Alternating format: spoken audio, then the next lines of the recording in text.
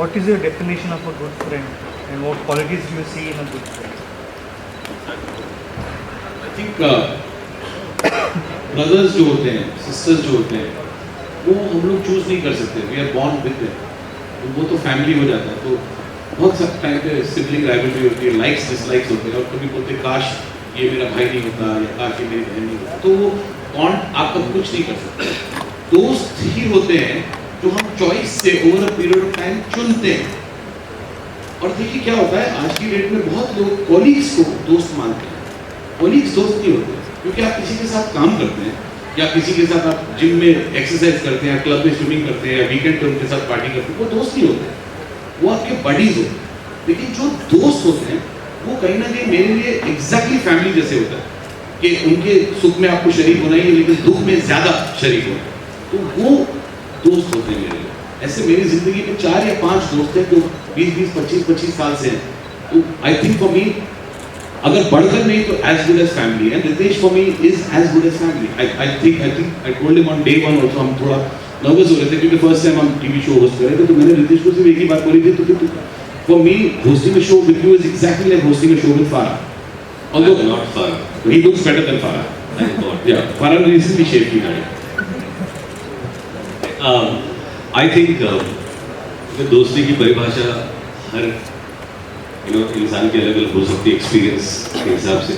पर मुझे लगता है कि जब दो लोग दोस्त होते हैं और सच्चे दोस्त वही होते हैं अगर आप खुद सोचें कि मैं how can I be there for you as a friend, बल्कि ये नहीं कि how can you be there for me as a friend.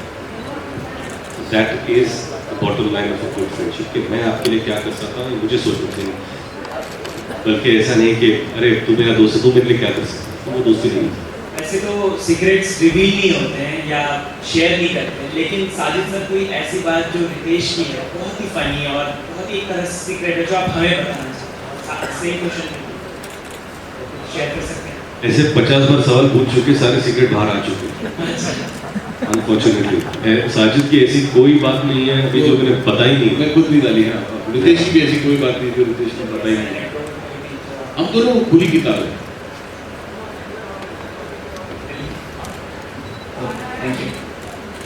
देखो ये असली दोस्त होता है जो मेरे को पूछता है मैं ये बोलूँ ऐसे बोल सकता है. तो मैं बताना चाहता हूँ कि ये बहुत ही फनी किस्सा है. एक्चुअली हम लोग पहली बार 2002 में मिले थे. हम लोग 2004 में पहली बार मैं लंदन जा रहा था शो करने के लिए, जिसका होस्ट साजिद था. और it was a big show. London और बर्मिंघम 2 शहरों में शो था. मैं वाज वेरी एक्साइटेड कि यार पहली बार स्टेज पे जाके नाचने का मौका मिला. पैसे भी मिलते थे, सो आई वाज वेरी एक्साइटेड. तो लंदन जा रहे थे तो उस वक्त मुझे लगता है नई किंगफिशर है जेट बिजनेस क्लास था. ओनली बिजनेस क्लास में ऐसा कुछ था. तो जाके बैठ गए वहाँ पर और ऑब्वियसली साथ की टिकटें निकाले, साथ में बैठ गए, खाना खाने बैठे. और फिर एक एयर होस्टेस आई, बोली किसी भी sir can I get you a cup of tea. तो no I have a glass of water. Sure I have a cup of tea.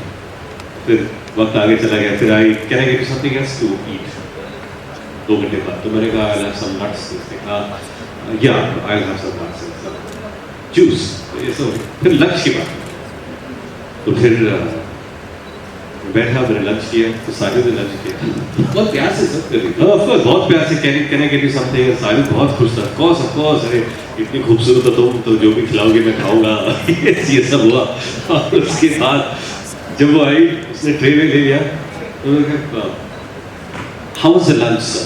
तो sir lunch was very good but the dinner was on me. तो मैं तो क्या कर रहा है यार, ऐसा नहीं करते. बट फोन नंबर मिल गया. हाँ तो इनफैक्ट मैं यही कहना चाहता हूँ कि डिनर ऑन मी बोला इन्होंने और फिर उन्होंने डिनर किया उनके साथ. 150 पाउंड का बिल किया जो जो मुझे भरना पड़ा.